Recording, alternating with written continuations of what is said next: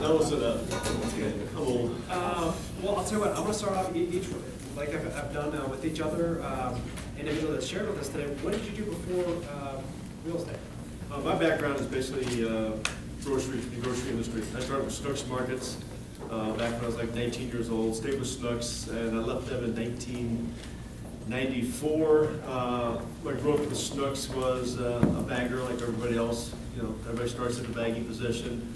And when I left them, I had been a grocery merchandiser trainer, I've been a store manager, I had been a bakery supervisor, even though I know nothing about baking, but that's a whole different story.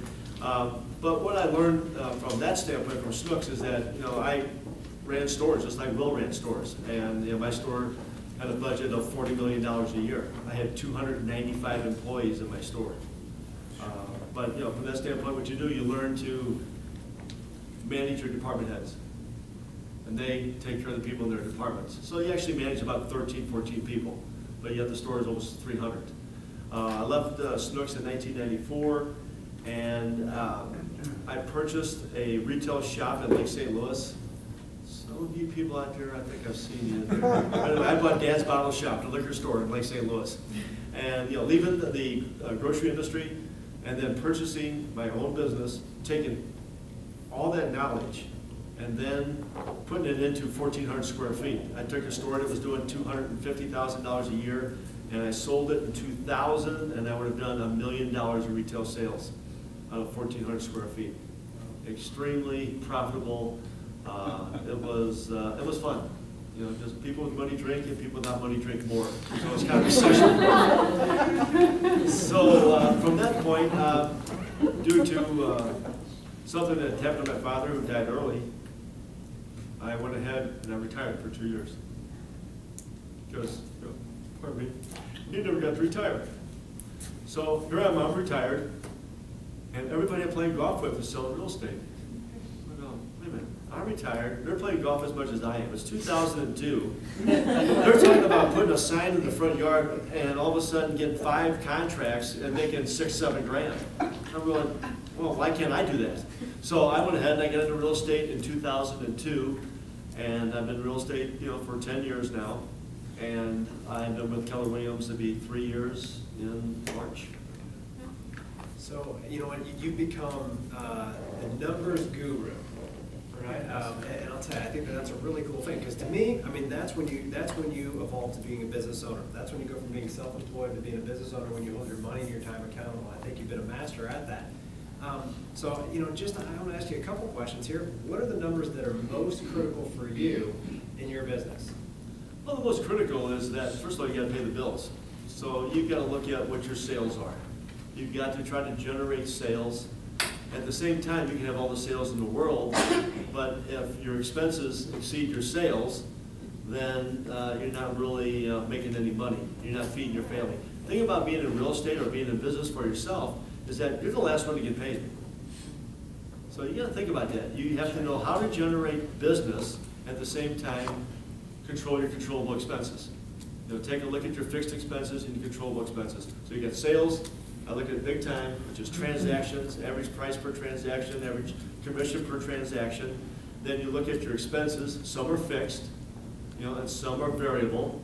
And by that, fixed would be, we all have to pay our real estate dues at the beginning of the year, $460 worth. You know, that's fixed no matter what we do. You know, we've got our monthly bill from KW. That's a fixed expense. We know that's going to be the same. Variable would be if we would go ahead and decide to maybe advertise on Realtor.com or do something outside, you know, do some print advertising, maybe purchase internet leads, things along those lines. So the numbers I look at is sales, transactions, average price per transaction, and then turn around and then try to control my controllable expenses. So what are some things that you're doing there as far as, I mean, the sales, the transactions, and the average commission there? I mean, that's going to be different for each person. They should be able to go ahead and figure that out. What is the controllable expenses? What are you doing to really hone in on those controllable expenses? Well, you have to take a look at where you're spending your money. I mean, you've got to look at, what type of return am I going to get on my investment? So you look at, if I'm going to do Realtor.com, and it's going to cost me $1,200 a year to do some type of advertisement or purchase leads or whatever, well, the rule of thumb that I use is that you want to return of 4 times that. So that's going to have to generate $4,800, otherwise I'm not going to get into it. And, you know, do some research on it too. Go ahead and ask other people who are doing it and say, hey, is this worth it or is it not worth it? So you got to do your homework on that. So, I mean, it's as easy as just asking. I mean, people have done it before you, and then you're also looking at your experience and track record there too. So when you're looking at some of the numbers there, what are some other practical things that you're doing to really kind of focus on bringing home profit, not just focusing on the production? Well, I think from a profit standpoint is, you know, you have to have a budget, you know, and I'm big on budget. I mean, you know, with the 23 years I was with Schnucks and had my own business out there in Lake St. Louis for 6 years, you have to sit there and you have to project what you are going to do. What are you going to generate in value? And it has to be something that's visual, something that you hang on the wall and you say, hey, I'm going to get X amount of transactions per month.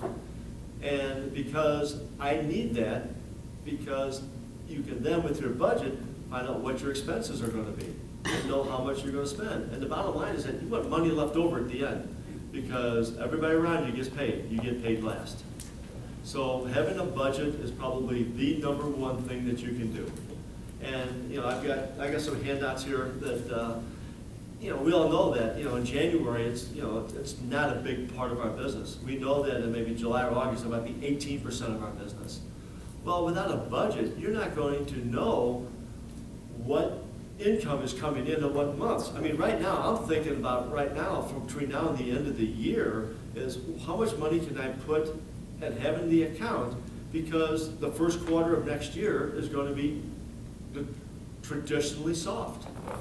Well, I can't think I'm going to make payroll, and I don't think I'm going to go ahead and pay, you know, all of my expenses with business that's not there, you know, because sometimes there's going to be some months where your business might be, from an expense standpoint, a little bit more than what your income is, especially the first part of the month. And that's just budgeting and knowing what your cash flow is. Can I ask you something?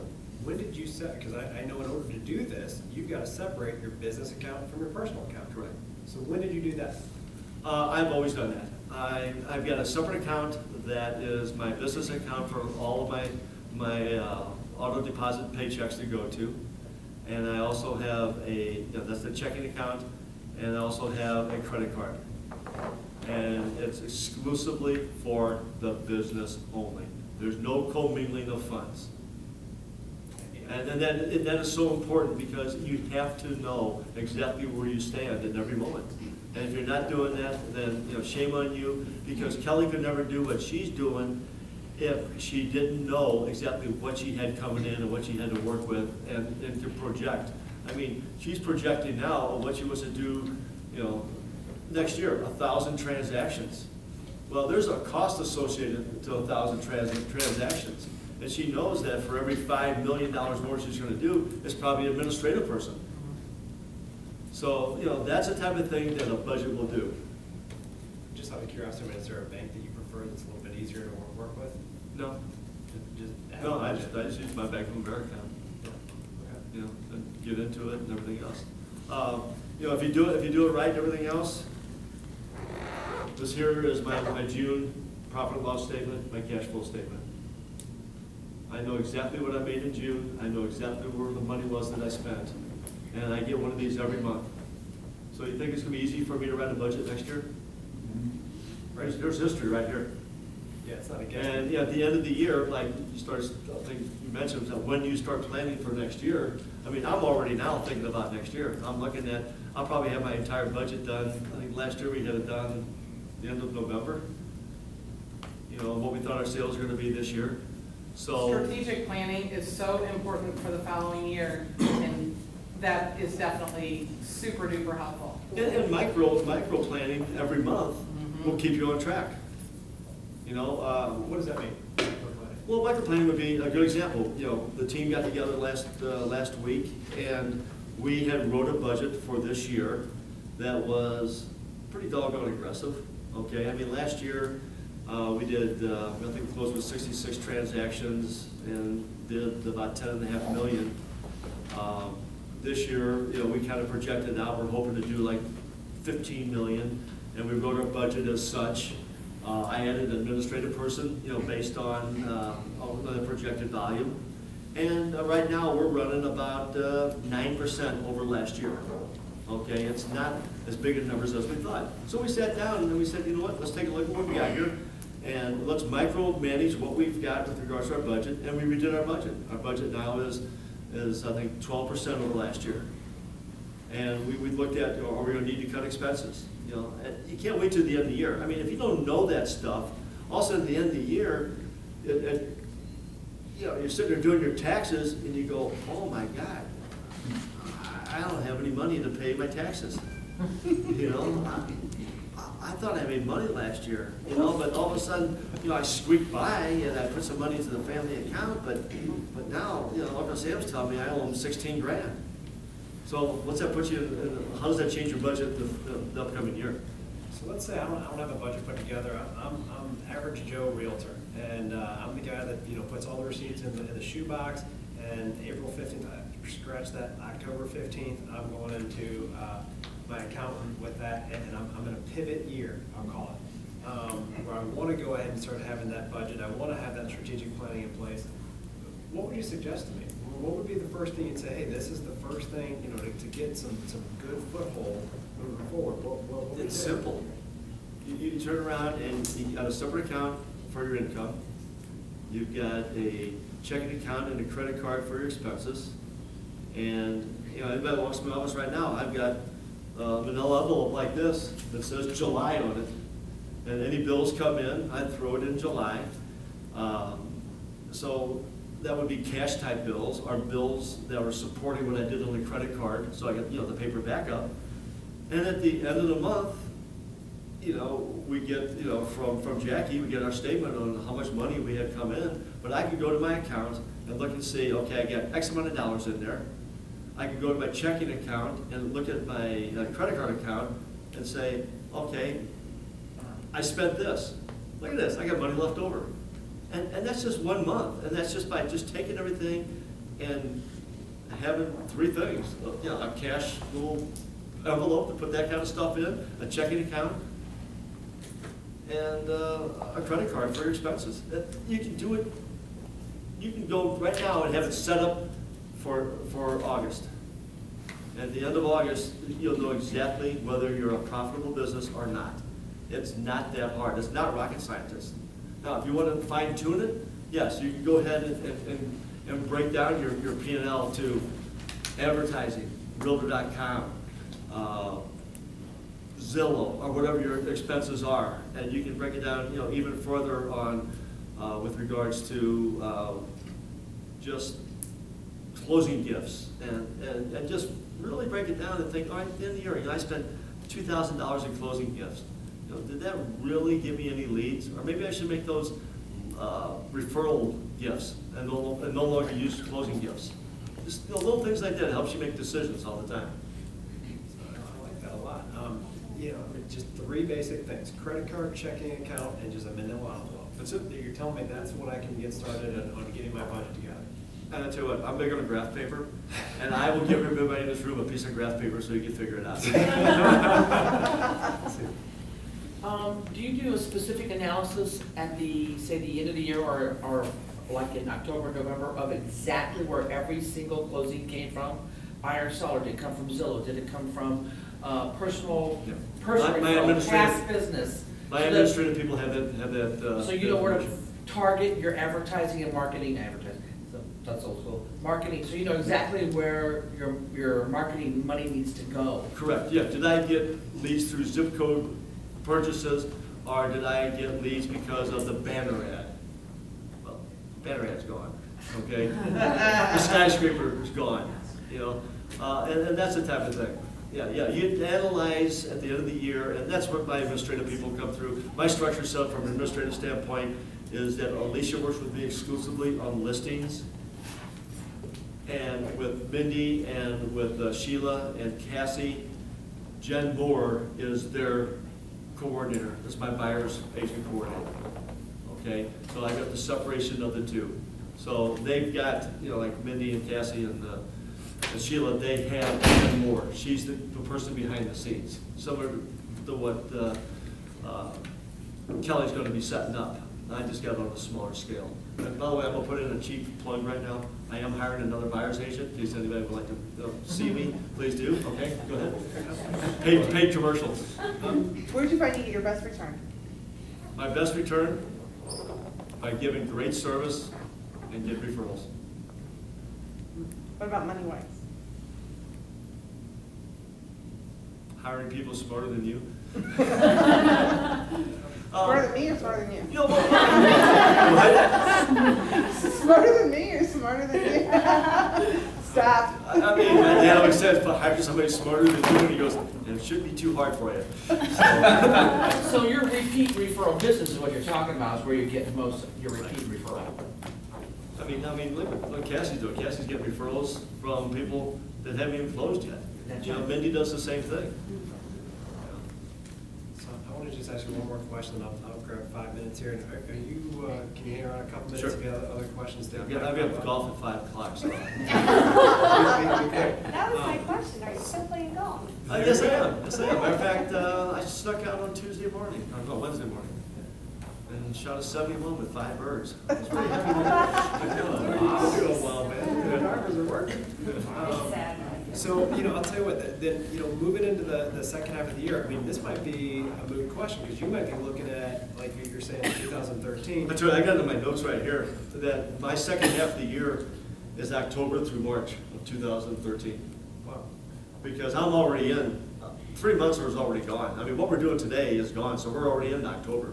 So if you're gonna ask me what I'm gonna do the next 6 months to keep my business going, well, the next 6 months will be starting in October. Perfect. And then up in March. Do you guys get that, by the way? I mean, like, so what we do today shows up when? 69 69 days later. So that's why you're thinking that. So what are you focusing on? What are you modifying to make sure that that time frame in your business is the best it can be? Probably the biggest thing is just analyzing, where our business came from, and at the same time, making sure that we're consistent in our goals, and that everybody in the team understands the goals. I'm very team-oriented, I'm very goal-oriented, I've always have been, no matter what I've done, so I'm geared towards making sure that the goal of the team will be achieved through my direction, through what I do, and me appreciating what they do. I think that's the key. That's correct. Great stuff. I'm going to grab a couple of minutes here with the audience, and you're willing to stick around for a little bit as long as it doesn't infringe on golf. Yeah, and I've got that handout there that kind of shows a visual of what my board looks like with all my leads on it, things along those lines. So it's got some handout. I'll hand it out. Great stuff. Put it on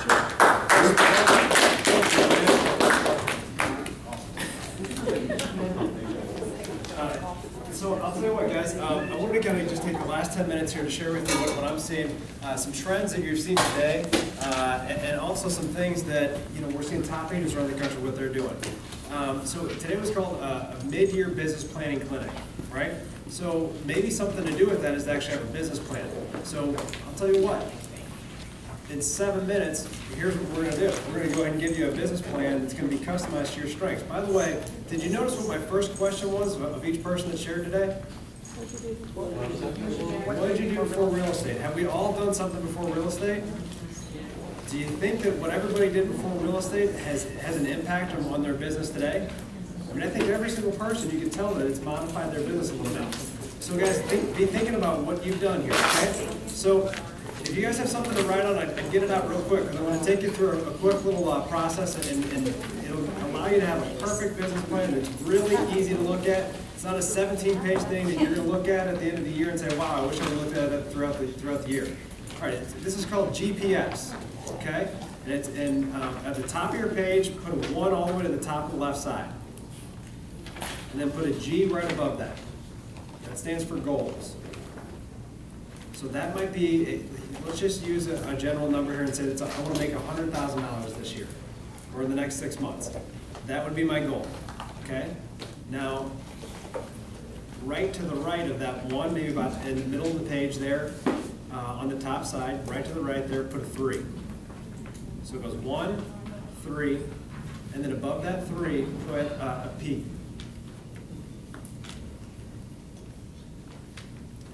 So the top of the page, it goes 1, and above that is G, and then it says 3, and above that is P. P is for priorities.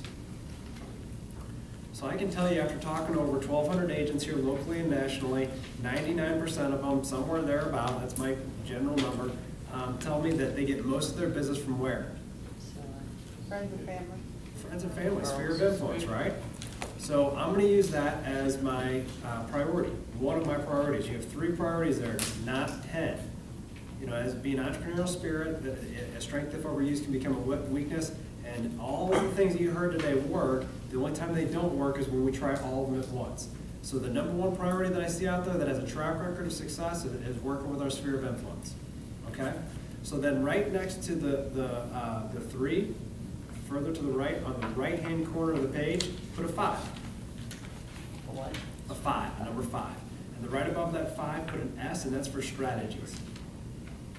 So I'm going to kind of model this for that one sphere of influence, that priority there. The 5 priorities you might want to go ahead and put into play that I'm seeing top agents use to really take their business to that proverbial next level. First of all, they're going on 2 appointments a day. 2 appointments a day, 10 a week, 40 a month. They're prioritizing them by having listing appointments, buyer agency appointments, key referral center appointments, and then sphere of influence appointments. So 2 appointments a day, 10 a week, 40 a month. The second thing they're doing in there is that they're actually creating a database. I gotta tell you guys, I'm blown away by how many top agents out there don't have a database. It's all up here. I mean, I gotta tell you guys, the cool thing about that is that just screams opportunity. I mean, that person's business can double overnight by doing that kind of stuff. So have 200 people in that database as a minimum, and if you're at 200, the next goal is 500. And if you're at 500, the next goal is 1,000. Your third priority there would be to add 2 people to that database every single day. Your fourth criteria would have some systematic touch system, a 33 touch program, whatever it is that you're comfortable with, make sure that that's in there. The fifth thing, have 1 client appreciation event every single month. And that doesn't mean that you have to have a bounce house with a petting zoo and all that sort of fun stuff. I mean, what if you just went up to Starbucks some Saturday morning and said, hey, blasted out an email to everybody and said, I'm going to be up at this Starbucks Saturday from 9 to noon. I'd love to pick up coffee for you. That is a client appreciation event. It's a pay it forward type of thing. Let's say 10 people come up with Starbucks, and it's still not cheap. Let's say $50. For a $50 investment, you get a huge return on that, right? That is your goal is $100,000 through your sphere of influence in that example. It would be your priority, one of the 3, and then the 5 strategies that I outlined there would be something you could use for a sphere of influence.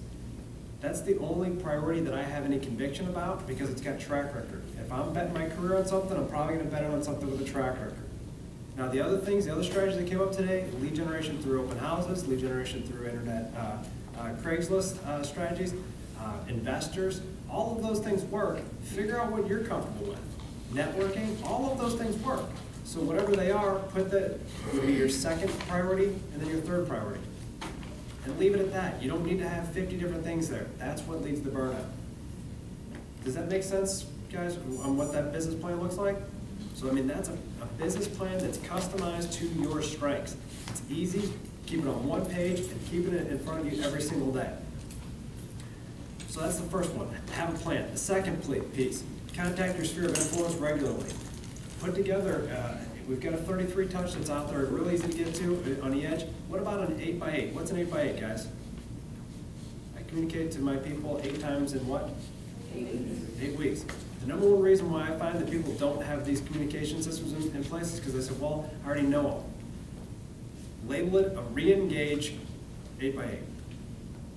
Gee, Keith, it's been a year since I've talked to you, and I'm embarrassed about that, and I want to make sure that doesn't happen again. Is it all right if I touch base with you from time to time to let you know how things are going? I've been missing you, man. Cool. That's it. The other one there in the sphere of influence, this is a critical one that I really want to make sure that you guys get your hands on, because this is really what's going to help annuitize your business and take it to the next level there. And that's identify 25 people in your sphere of influence that can buy or sell 3 properties a year. Either refer it or personally buy or sell it themselves. I I would do that exercise in the next 24 hours. And then do you think you might put a little bit more resources, time and energy and money into those 25 people than the other 200 people in your sphere of influence? I would.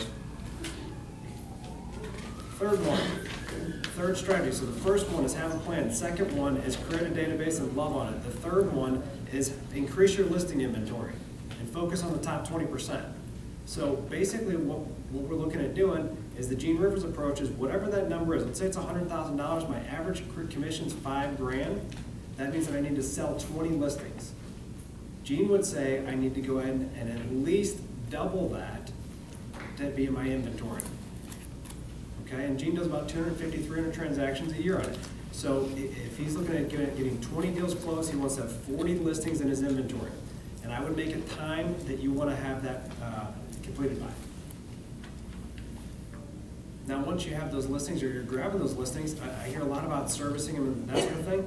Focus on the individuals that are most motivated. Identify the 20% of listings that are the most motivated individuals. So if you've got an inventory of 4 properties, look at the one person that's motivated. What's an indicator of their motivation? Price. The price. So do you think you might do an open house, an extra open house? Do you think you might do an extra flyer? Do you think you might have more communication for that person? So you're not looking at your whole inventory, and then when that other 80% of the inventory says, John, what about me? You say, I'm just looking to go ahead and match my client's commitment. My commitment matches my client's commitment. So that's the critical thing there. Number 4, dominate your schedule. Dominate it.